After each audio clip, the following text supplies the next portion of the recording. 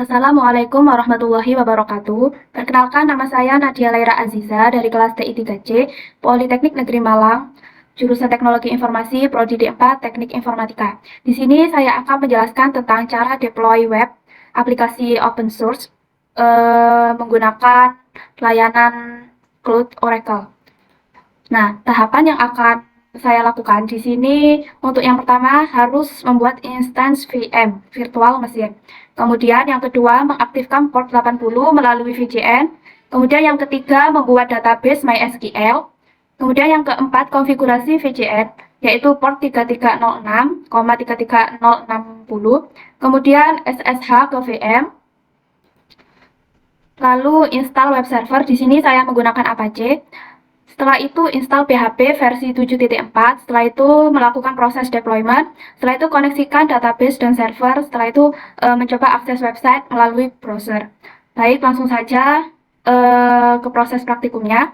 Jadi di sini kita harus login dulu ke Oracle Cloud.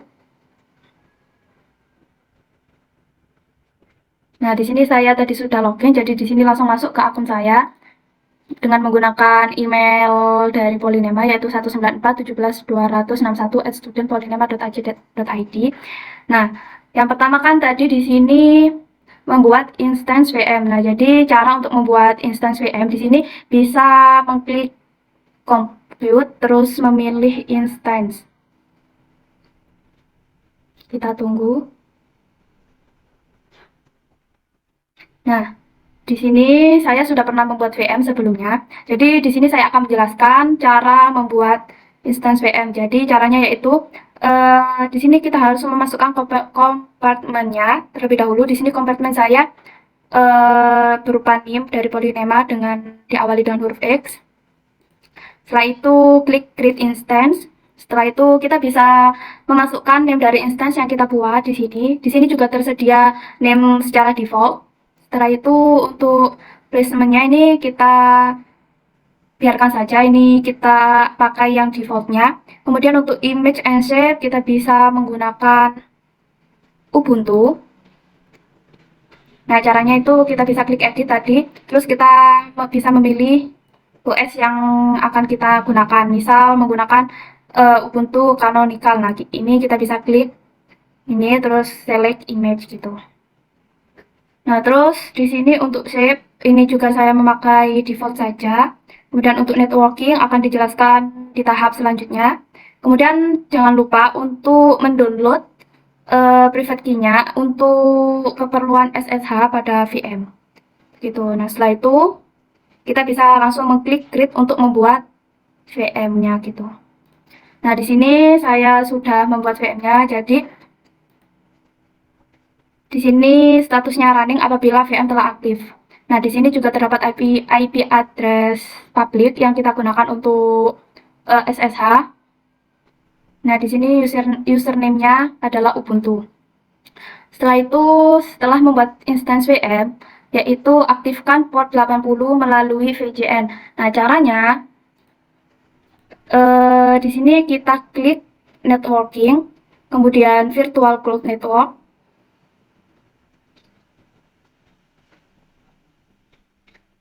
Nah, setelah tadi kita membuat VM secara otomatis di sini terdapat default VPN. Kita klik.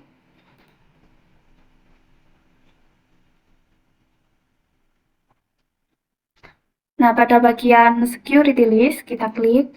Nah, di sini juga sudah ada default dari security list, kita bisa klik. Nah, untuk mengaktifkan port 80 melalui VPN, kita bisa klik add ingress rules. Nah, kita klik. Nah, di sini kita bisa memasukkan source CIDR-nya berupa 0000/0. Nah, kemudian untuk bagian portnya ini kita isi 80 begitu. Setelah itu klik add ingress rules. Nah, di sini saya sudah pernah membuat, jadi tidak perlu membuat lagi. Nah, hasilnya akan keluar seperti ini. Begitu. Setelah mengaktifkan port 80 melalui VPN, langkah selanjutnya yaitu membuat database MySQL.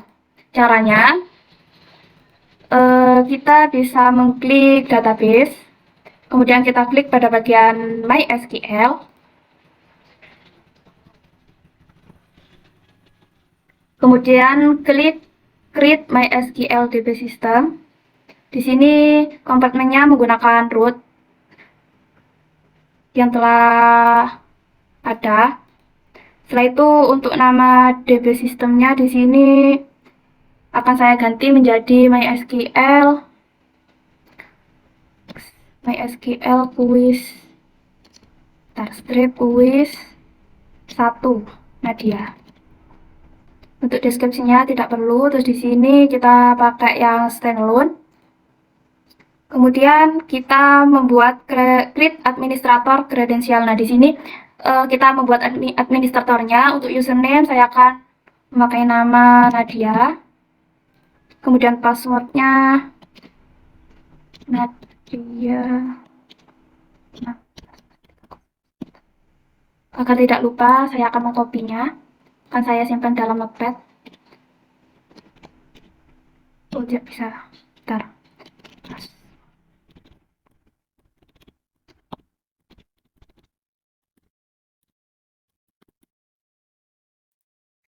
Kemudian masukkan confirm password.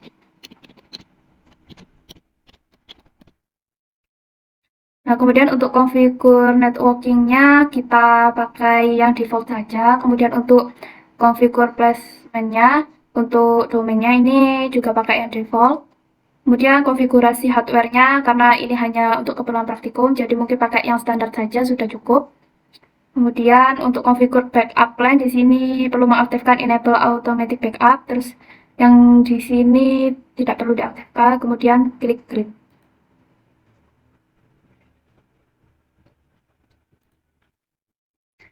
Nah, setelah itu kita tunggu sampai nanti statusnya berubah menjadi running.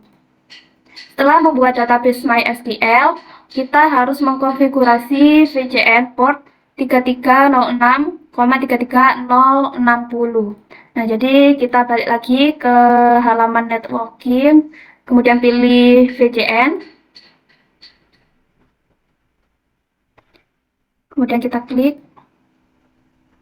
Terus kita pilih security list 1, kemudian kita klik lagi default security-nya. Nah, kemudian kita tambahkan port 3306, 33060 dengan cara add English rules. Kemudian di sini kita bisa memasukkan source-nya tadi pakai 0000/0. Kemudian nah di sini untuk port ring-nya kita bisa masukkan 3306, 33060.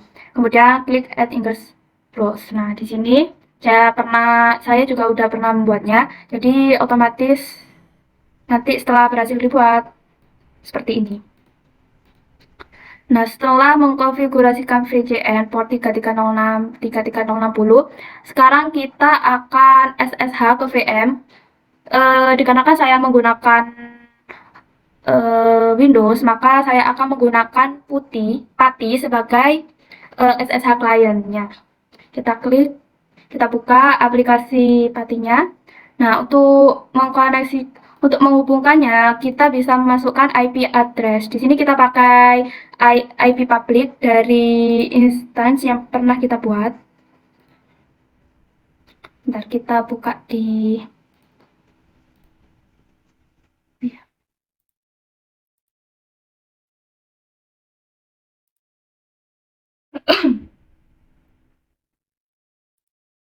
compute instance. Nah, ini kita buka. Nah, kita copy ini public IP address-nya, kita copy. Setelah itu kita masukkan ke sini. Nah, untuk portnya kita biarkan yaitu 22, kemudian klik SSH. Nah, setelah itu agar Pati tidak mengalami agar tetap aktif, di sini kita bisa masukkan angka 5. Setelah itu kita ke bagian data. Nah, di sini agar kita bisa melakukan auto login, jadi tidak perlu masukkan IP lagi, tinggal mengklik session yang telah kita buat. Jadi pada bagian auto login username ini kita isi dengan Ubuntu.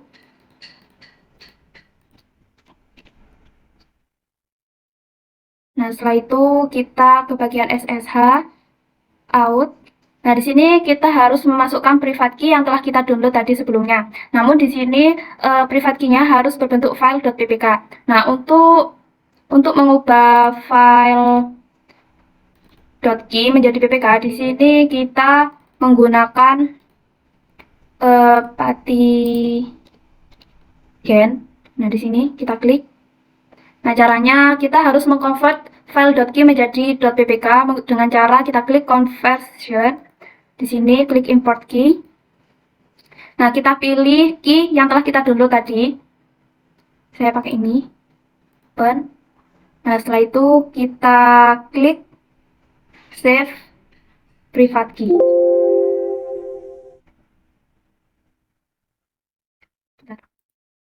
Kita klik yes. Kemudian kita save di sini. Misal kita save dengan nama key Nadia. Kemudian klik save. Setelah itu kita cek file yang telah kita convert tadi, yang kita ekstrak. Nah, di sini filenya udah yang tadinya berupa .key berubah menjadi .ppk. Kita lanjutkan lagi pada step di sini, browse. Nah, kita masukkan file .ppk-nya tadi, klik open. Setelah itu klik. Setelah itu untuk menyimpan settingan yang telah kita lakukan tadi, kita bisa klik session, kemudian kita save sessionnya menggunakan nama misal kuis 1 Nadia. Kemudian kita save. Nah, kemudian untuk menghubungkannya, jadi kita tinggal klik sessionnya yaitu kuis 1 Nadia, terus kita klik open.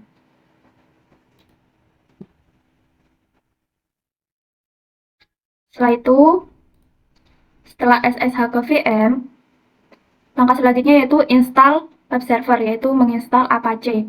Untuk menginstal Apache, kita bisa menggunakan perintah ini.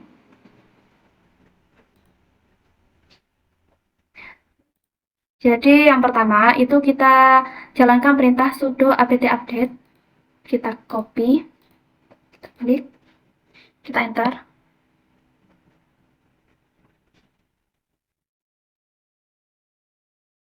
Setelah itu jalankan perintah yang kedua, sudo apt install Apache 2. Nah, di sini adalah perintah untuk menginstal Apache 2.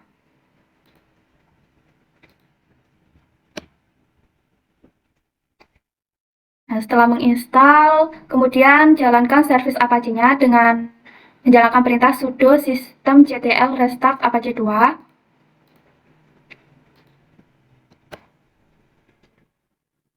Setelah itu secara default VM Ubuntu kita itu untuk firewall-nya itu statusnya masih disable. Nah, untuk men-enablekan kita jalankan perintah ini.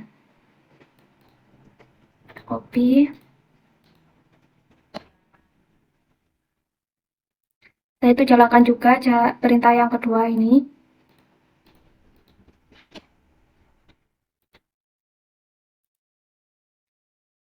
Nah, setelah itu kita cek pada browser apakah Apache kita sudah berhasil diinstal dengan menjalankan perintah curl localhost.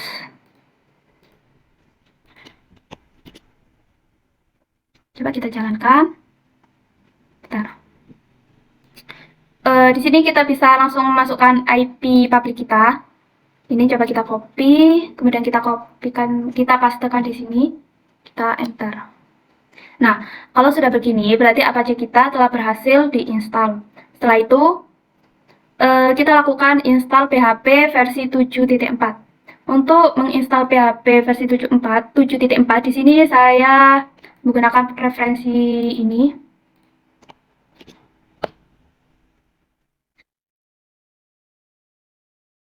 Nah, dikarenakan Ubuntu yang saya gunakan, Ubuntu di sini adalah Ubuntu versi 20.04, jadi untuk menginstal PHP-nya jalankan perintah yang pertama ini, sudo apt-get install PHP. Kita copy, kita jalankan.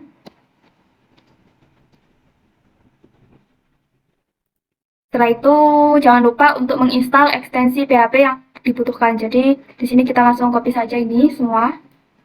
Kita copy. kita paste, kemudian kita enter. Yes.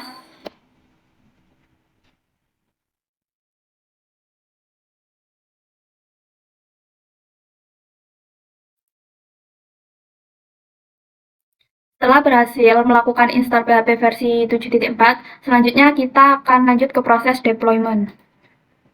Untuk proses deployment, di sini saya akan mendeploy program PHP open source, yaitu Artery Open Source. Nah, ini adalah web resmi dari Artery sendiri. Kemudian ini adalah akun GitHub mereka. Nah, di sini untuk melakukan proses deployment, di sini saya akan masuk dulu ke dalam direktori var www.html. Kita copy dengan menggunakan perintah cd /var/www/html. Kita enter.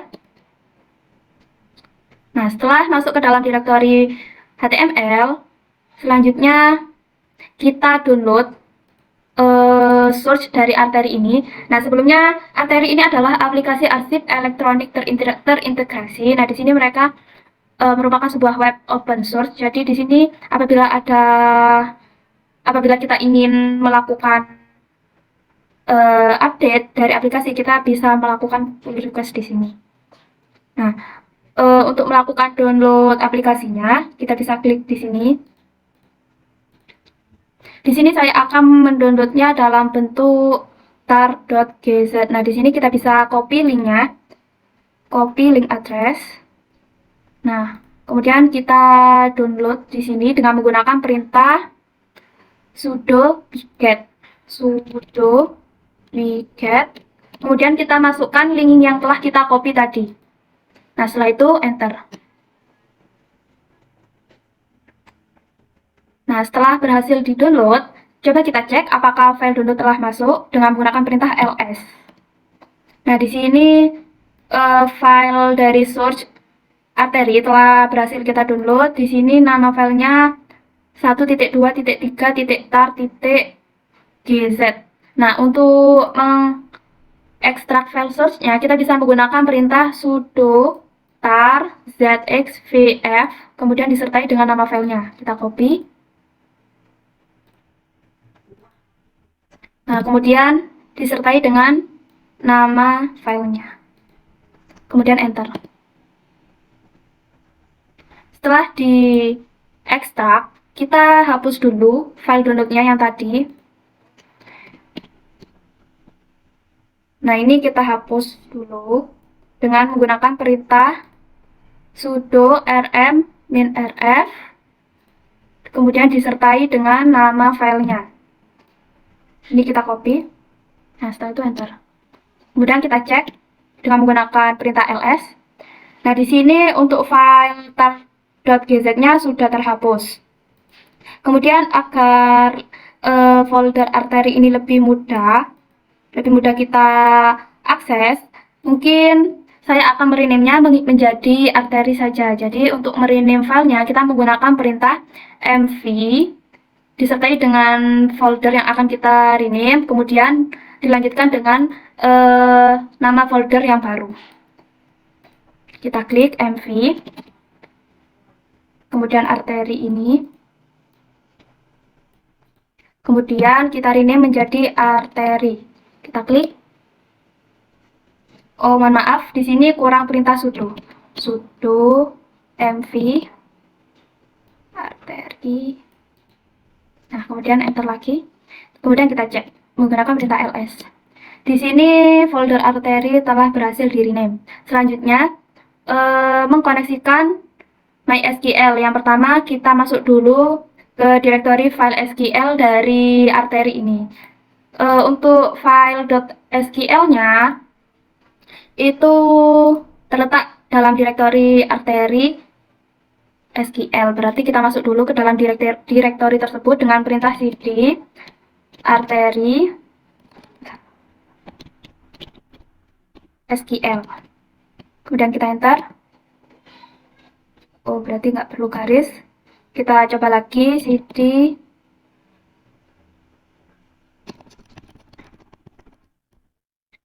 arteri SQL. Coba kita enter. Oke. Nah, di sini kita telah masuk ke dalam direktori SQL. Kita cek ada file apa saja di situ dengan menggunakan perintah ls.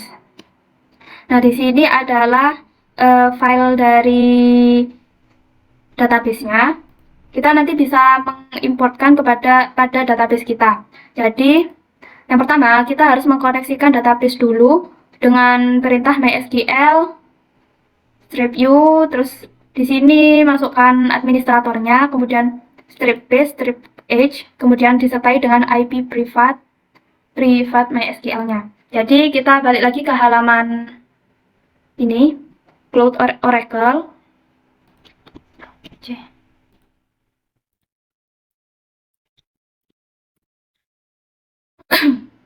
Kita masuk ke dalam halaman database-nya, database mysql. Kemudian kita pakai ini, database yang mysql quiz1 Nadia, kita klik. Nah, di sini statusnya sudah aktif. Kita copy private IP-nya. Nah, ini private IP address-nya kita copy. Nah, kemudian kita koneksikan dulu dengan mysql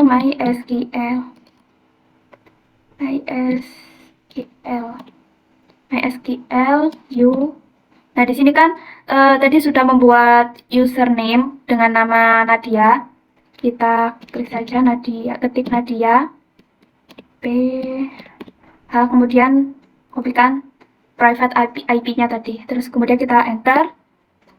Kita masukkan passwordnya tadi tuh Nadia, enter. Nah, di sini kita sudah masuk dalam database mysql-nya. Untuk membuat database, kita gunakan perintah create database. Nah, di sini kita akan membuat database untuk arteri, jadi kasih saja namanya arteri. Jangan lupa ditutup dengan titik koma, kemudian enter. Nah, setelah itu jalankan perintah grant all privilege on database to ini usernya. Jadi kita copy saja ini, copy. Nah, perintah di sini digunakan untuk memberikan privilege database arteri. Ini kita ganti arteri to Nadia. Nah, itu enter. Nah, sekarang kita cek apakah database-nya telah berhasil dibuat dengan perintah show database. Kemudian enter. Nah, di sini database arteri telah berhasil dibuat. Setelah itu kita akan mengimport database ini, arteri.sql, ke dalam arteri. Dengan cara yang pertama kita harus jalankan perintah use database-nya, berarti use arteri. Kemudian enter. Nah, di sini database-nya sudah berpindah pada arteri. Yang tadi ini masih dalam root database. Kemudian untuk mengimport file arteri.sql ini gunakan perintah search. Kemudian disertai dengan nama filenya. Ini kita copy. Nah, kemudian enter. Nah, di sini filenya telah berhasil diimport ke dalam database. Selanjutnya, kita harus men-setting koneksi. Kita exit dulu dari mysql. Nah, agar si website ini bisa dijalankan di sini. Oh, bentar. Di sini agar websitenya bisa dijalankan, maka kita harus mengatur dari konfigurasi arterinya. Untuk seperti database dan servernya itu terletak pada application, kemudian config, kemudian di database.php. Nah, kita harus mengubah hostname-nya dengan public IP dari VM kita, kemudian username ini kita ganti dengan Nadia. Untuk password kita sesuaikan, dan database juga arteri sudah benar. Nah, jadi di sini kita harus masuk dulu ke dalam direktori config, arteri application config. Berarti kita harus keluar dulu di sini.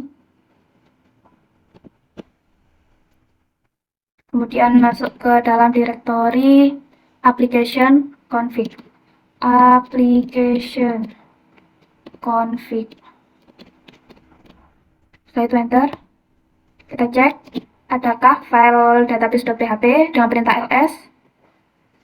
Nah, di sini ada file database.php. Kita edit file database.php dengan menggunakan perintah kita buka dulu, kita masuk ke dalam file database.php dengan perintah sudo nano. Ini kita copy filenya, kemudian enter. Kemudian kita edit pada bagian database.php ini. Di sini hostname-nya kita ganti dengan IP privat dari database. Kita copy IP, nah ini privat IP address ini kita copy. Kemudian kita isikan di sini. Kemudian untuk username di sini kita ganti dengan Nadia. Kemudian password kita ganti, kita isi dengan password tadi yang saya gunakan. Ini kita copy, masukkan. Nah, kemudian untuk database name-nya udah sesuai arteri, kemudian kita exit dengan Ctrl X, kemudian Y, enter. Nah, setelah itu kita coba pada browsernya. Di sini kita tambahi arteri. Nah, di sini telah bisa diakses untuk web PHP arterinya. Kita coba login dengan username admin, kemudian sandinya juga admin. Kemudian klik login. Nah, di sini kita telah berhasil login. Kemudian kita coba untuk entry data baru. Misal nomor arsipnya kita isikan ini. Kemudian tanggal penciptaannya kita isi hari ini. Kemudian pencipta arsip, misal bidang keuangan, unit pengolahannya, pengadaan. Untuk kode klasifikasinya misal kita isi dengan ini aja, peraturan perusahaan. Uraian misal dana sebesar 1 miliar. Selanjutnya untuk lokasi arsip kita pilih terserah. Jenis media misal blueprint, keterangan asli jumlah 4, nomor box kita isi 1, 2, 3. Kemudian choose file, misal ini kita masuk aja file terserah. Kemudian klik simpan. Nah, di sini data telah berhasil disimpan, berarti untuk proses deploy web PHP open source yaitu arteri di sini telah berhasil. Nah, kemudian untuk membuat sertifikasi SSL, saya sebelumnya telah mencoba namun tidak ada yang berhasil. Mungkin saya akan menjelaskan saja cara-caranya. Kurang lebih seperti ini. Di sini saya menggunakan referensi dari canvaforce.com. Selain itu kita juga bisa memakai acuan di sini pakai DigitalOcean. Di sini sebenarnya caranya sama saja. Nah, jadi yang pertama itu cara membuat create SSL certificate ini dengan menjalankan perintah ini sudo openSSL track ini. Kemudian di sini D365 di sini maksudnya masa aktif sertifikat SSL-nya ini selama 1 tahun yaitu 365 hari. Kemudian untuk key-nya itu di sini membuat key baru dengan nama file seperti ini. Kemudian untuk search-nya itu pakai nama apache self-signed. Nah, terus kemudian nanti akan muncul seperti ini. Jadi kita bisa memasukkan misal country name, di sini kita bisa memasukkan ID karena negara saya Indonesia. Kemudian untuk state province name ini bisa memasukkan DKI. Kemudian untuk locality name ini bisa masukkan Jakarta. Organization name bisa masukkan Polynema. Kemudian untuk organization unit name bisa masukkan DI. Untuk common name ini kita masukkan server IP address kita, yaitu ini. Kita bisa mengkopikan ini public IP address. Kemudian untuk email ini isikan email kita masing-masing. Setelah itu kita membuat GV Helmet Group yang kuat dengan perintah ini. Selanjutnya konfigurasikan Apache untuk menggunakan SSL dengan perintah ini. Setelah itu kopikan ini semua ke dalam file ini, sslparams.conf. Nah, setelah itu untuk memodifikasi default Apache SSL virtual host, ini kita lakukan backup dulu untuk file default SSL-nya. Jadi menggunakan perintah ini sudo cp ini. Nah, setelah itu kita edit file default SSL-nya dengan menggunakan perintah ini. Kita buka dulu filenya menggunakan perintah sudo nano ini. Kemudian kita edit pada bagian ini. Untuk server name-nya kita isi IP public kita. Setelah itu ini juga kita ganti sesuaikan dengan letak file .git dan .jrt yang telah kita buat sebelumnya. Nah, ini sesuaikan lokasinya seperti ini. Nah, setelah itu kita memodifikasi unscript virtual host file untuk didirectkan pada HTTPS dengan cara yang pertama buka dulu file 00 defaultnya ini, kemudian kita tambahkan ini direct HTTPS, ini kita isi dengan IP public kita. Kemudian ini adjust the firewall. Nah, firewallnya kita adjust dengan menggunakan perintah ini. Kemudian ini kita jalankan semua perintah ini, dan ini. Nah, nanti apabila telah berhasil akan muncul status seperti ini. Nah, apabila statusnya masih inaktif, bisa melakukan cara setup firewallnya menggunakan di sini. Di sini terdapat tata caranya. Setelah itu kita cek statusnya, status Verbusnya. Dengan ini kita jalankan semua. Setelah itu enablekan perubahan Apache-nya dengan menggunakan perintah ini. Ini kita jalankan semua perintahnya. Setelah itu, nah apabila ini telah berhasil, konfigurasi kita telah berhasil, maka akan muncul pesan seperti ini. Nah, setelah itu kita restart Apache-nya dengan perintah ini. Setelah itu kita tes domain kita, tes inskripsi kita, HTTPS disertai dengan IP public kita. Nah, saya sudah mencoba beberapa cara, namun tidak ada yang berhasil. Mungkin di lain waktu akan saya cari solusinya. Nah, untuk mengubah redirectnya secara permanen, ini bisa menggunakan cara seperti ini. Buka dulu file 000 default konfigurasinya, terus kemudian ini setelah redirect kita kasih permanen. Nah, gini. Setelah itu cek konfigurasinya kita menggunakan perintah ini. Setelah itu kita restart Apache-nya. Sekian presentasi yang dapat saya sampaikan, kurang lebihnya mohon maaf. Wassalamualaikum warahmatullahi wabarakatuh.